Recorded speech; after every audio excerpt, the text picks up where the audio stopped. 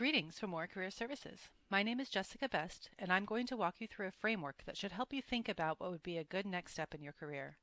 Before we go any further, though, make sure you have something to write some notes on. When we talk about careers, we're not talking about jobs, but purposeful, challenging work where you feel like you're contributing in meaningful ways. Discovering what this looks like for you, and there are many right answers for each person, takes time and experimentation. Some main factors that people weigh when trying to decide where to go next in their career are what we call our VIPs: values, interests, personality, and strengths.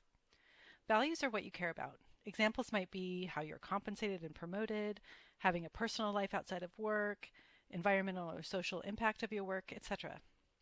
Interests are what you're curious about and or the kinds of problems you might want to solve. Examples would be how to use sports to create social change, how to increase access to healthcare, and so forth. Personality is where you get your energy. For example, you might be energized by quiet, focused, internal work that then you share with the team, or you might be energized by meeting new people and verbally processing your ideas. Strengths are what you're good at. Examples might include communicating technical information to people without technical training, seeing potential opportunities and challenges, getting people on board with ideas, etc. Hit pause and take a few minutes to jot down your thoughts about your values, interests, personality, and strengths. How do you know those are true for you? What stories can you tell to demonstrate them? Understanding yourself is only one half of the equation. You need to match that up with how the world of work is organized, and that means doing research. Companies. There are wide variation in how companies are organized. Often, company values and culture are better indicators of whether you'll be happy there than the actual work. Examples of their values can be found in things like compensation structure, so performance versus seniority, for example, and work-life blend. Are you expected to be on call 24/7, or can you leave work at work? Industries are clusters of companies around certain problems or activities. Some examples are sports, tech, healthcare. Look to your own interests to see if there are industries that align with them. Work environment is the physical or virtual space you work in. Examples would be open office format versus private closed-door offices, working in one location versus lots of travel, ability to work remotely. Knowing your own personality and the kind of environment you get energy from can help you decide whether a job would be a good fit for you. Job functions are the actual work that you would do. This might include analyzing profit and loss statements, conducting market research, presenting recommendations to clients, etc.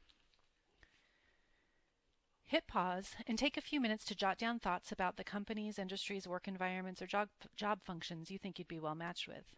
Which do you want to find out more about? What resources can you leverage to learn more? Through self-assessment and research, you will start to develop hypotheses about the kinds of careers you want to explore further. What do you do with these hypotheses? You test them. These activities are just some of the ways you can start to test out whether being an accountant or market coordinator or business analyst might be a good fit for you. They're ranged from lowest commitment and lowest return to highest commitment and highest return. Many of these things you can and should do now as a student. The point is to try stuff. Hit pause and take a few minutes to write down ways you've already tested potential career options. What jobs have you held? What activities have you gotten involved in? What are some of the activities you can start to engage in now?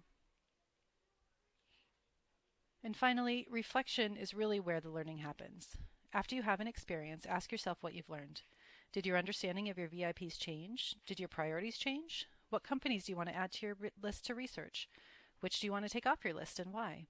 How does this influence your plan moving forward? Hit pause and reflect on what you've already done to explore potential careers. What are some examples or stories from your experience that highlight your VIPs? How might you broaden and or deepen your involvement? How might you connect with more people?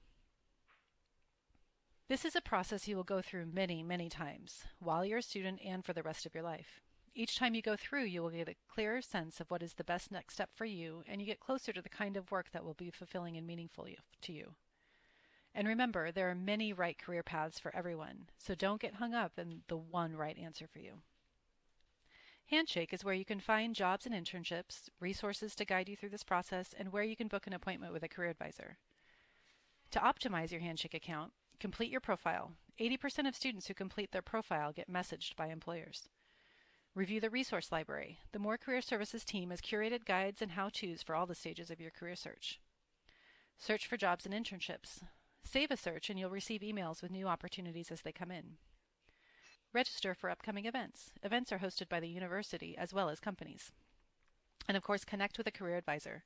Schedule an appointment with a Mohr Career Services career advisor to talk through your options and to make a plan. While everyone's career path is unique, you don't have to walk it alone.